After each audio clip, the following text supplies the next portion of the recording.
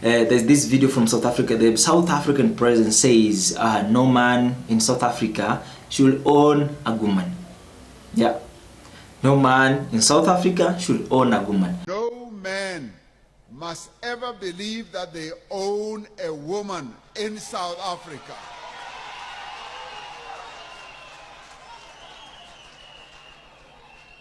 Effective from this month, we now want to move to a stage where when you touch a woman and you are arrested, no bail for you.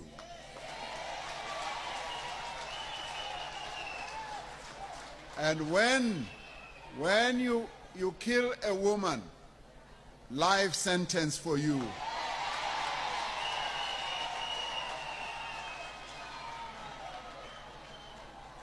Because there is no justifiable reason for us as men to believe that we own women. As you said, Minister Dlamini Zuma, yes, there was a period where men believed that they owned women. And we must relegate that to the past.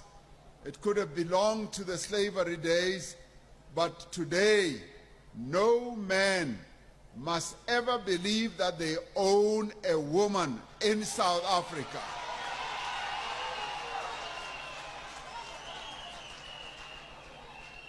Effective from this month, no police bail may be granted to persons charged with rape or if the victim was in a domestic relationship with the perpetrator, even if it was in a domestic relationship. Such bail applications must be formally applied for in court if the accused was in a domestic relationship with the alleged victim.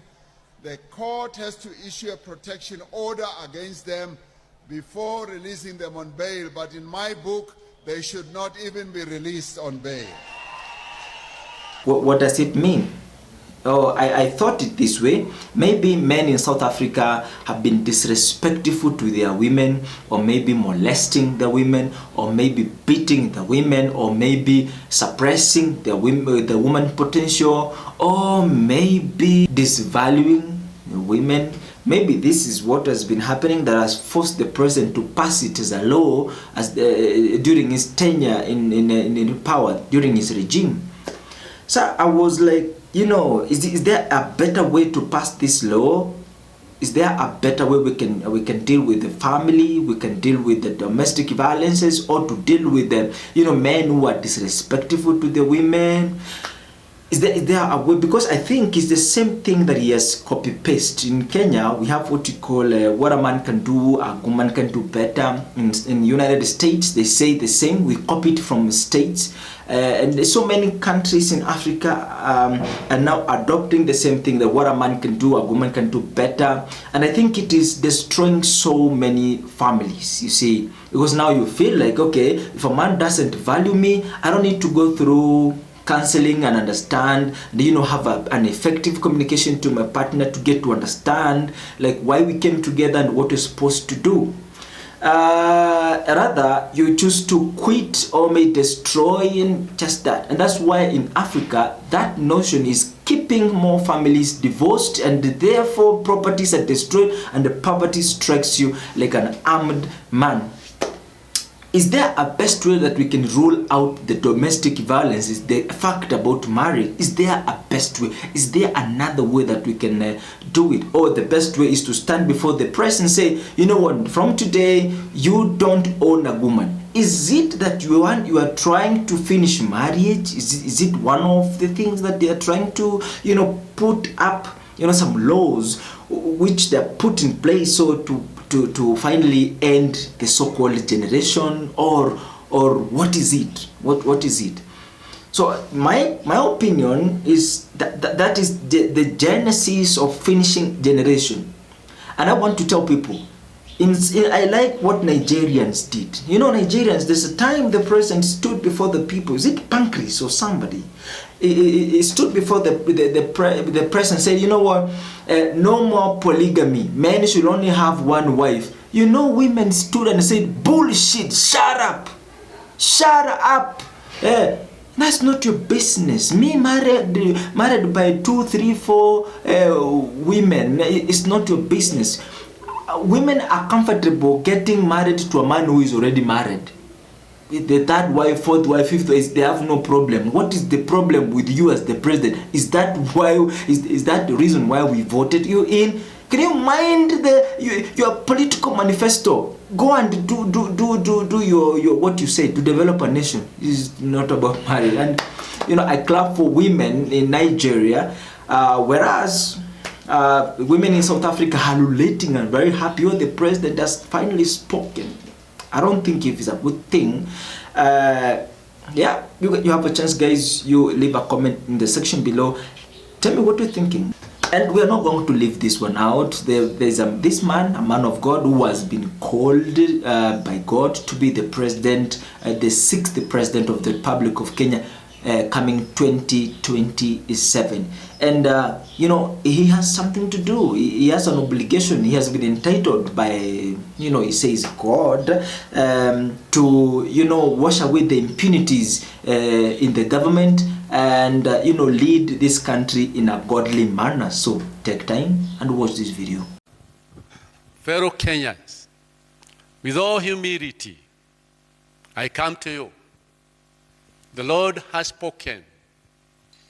He has been speaking, but this morning he spoke very clearly, and he commanded me to come and say these words: that God has placed this country in my hands. And he told me in Kikuyu, "Anerera ugiatiriri, nenie gai ndirathamaka ndi thiini waku." It took me by surprise, because I never expected that. But he has given me the leadership of this country. He's angry because of oppression, because of the killings, and because of the many atrocities that has been committed against humanity in this country.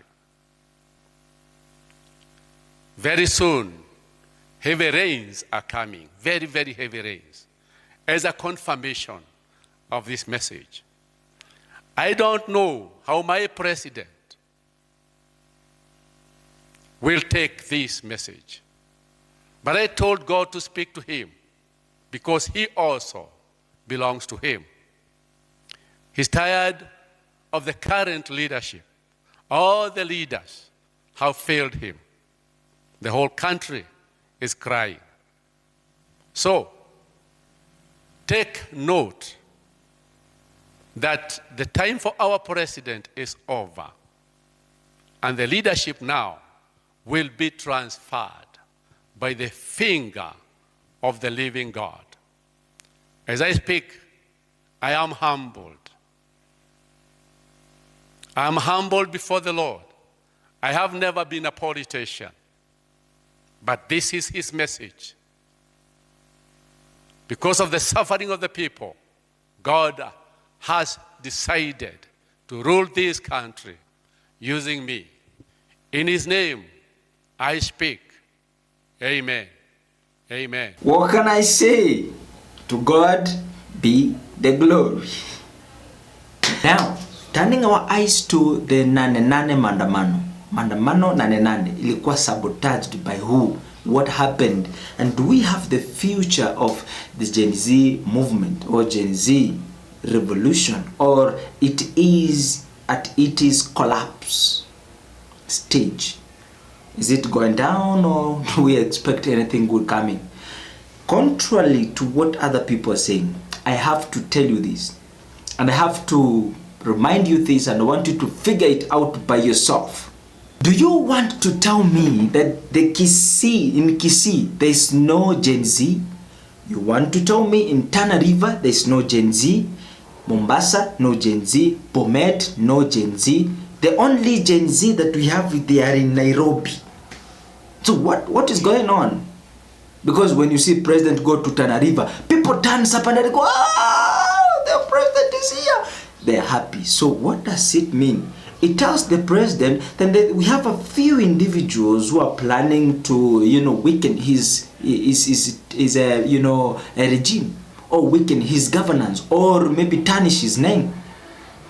Yeah, because wherever he goes, he's welcome, people are happy, people, you know, people are like, hula balo, we are happy, the president is here, he's promising us presocos, he's promising us good things, he's going to do. So what does it tell me? Gen Zs are not there, no people are oppressed, no people's, you know, rights have been denied in those areas, only Nairobi or few individuals. I have to say this, and whoever quotes me wrong, that's your business, but I have to put this one out. One of the greatest problem that Gen Z did is to put Casmuel forward.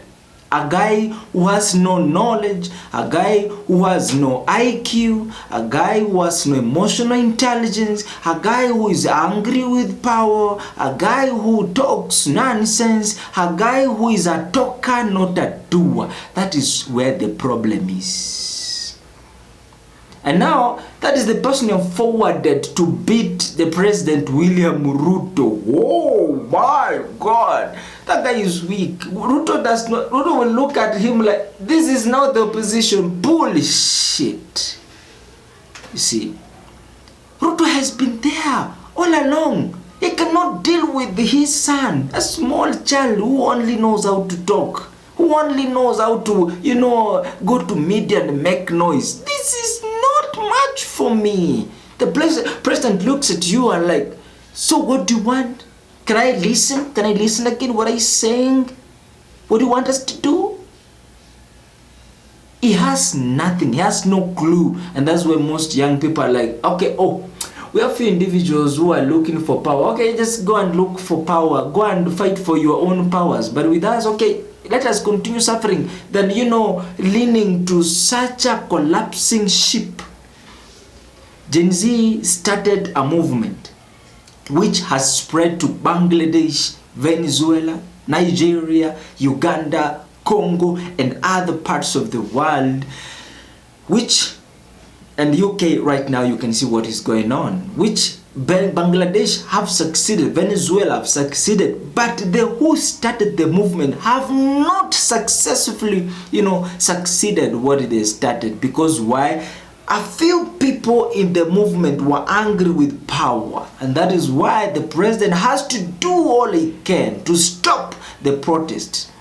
You see, so what we do is shut up, go to the streets, and go back to the studio, continue recording your videos, continue playing the guitar and the piano. That is what you can do. Leadership has a different tech.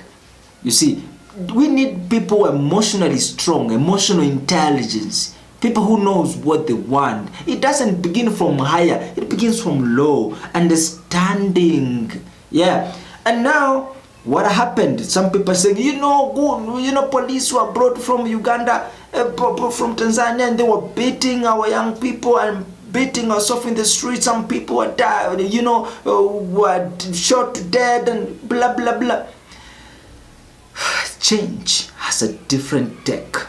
We need to know exactly what is going globally, you know, in Africa, in Kenya, in counties, in wards, and know what is happening. And now, if this is what has been happening, what can we do? Begin. You know, you need to a beginning for that change to come. If there's no beginning, we're just trying to fix things. Oh, you are mefanya. Oh, you are mefanya. We can decide to neglect what they're doing, you see. You can decide to neglect what they're doing, yeah, and decide a different path to take to enlighten the people, and all the way revolution will come. But people, if people have no knowledge, no revolution. Trust me. Just watch this video. Tulikuwa na wewe fujo ikianza, si ndio? Hivi ndivyo fujo ilianza. Maandamano yalikuwa peaceful jana. Okay? Wakati maafisa wa polisi walipofika, wao ndio walisambaratisha. Na hivi ndivyo walifanya. Tukiwa hapo, maafisa fulani wa polisi wakakuja, wakaanza kutuambia, na kijana mmoja alikuwa ameshout akiwa ameinua mkono hivi. Anasema we are peaceful, we are peaceful. Polisi, yes, polisi mmoja akatutupia tear gas, akatu roll. akaroll tear gas, ikaanza kulipuka tukiwa hapo. Palikuwa na watu wa bodaboda, polisi wakaanza kuwaambia watoke, na hata watu wa bodaboda hawakuwa kwa maandamano, walikuwa kwenye kazi yao. Wakawatupia tear gas bure, wakawatupia tear gas hapo. Ndio hapo mambo yakaharibika. Hapo ndio mambo yakaharibika. Mtu wa kwanza aliumizwa na jiwe pale kesi. We'll never get this chance again. Just relax. Yes. So, baadaye ndio Keta akaumizwa. Hayo ndio mambo tunataka kukuambia wewe ndani kama representative wa polisi hapa. Na tutaendeleza haya mambo all over the country. Na tukishindwa hapa, tunayapeleka Arusha, kwa Human Rights Court ya Arusha. And this is what we are going to tell you. Respect the media. Let me show you. Let me show you. These are emblems of sanctity. In international humanitarian law, you respect the Red Cross, true or false? You respect the Red Crescent, true or false? Why don't you respect this?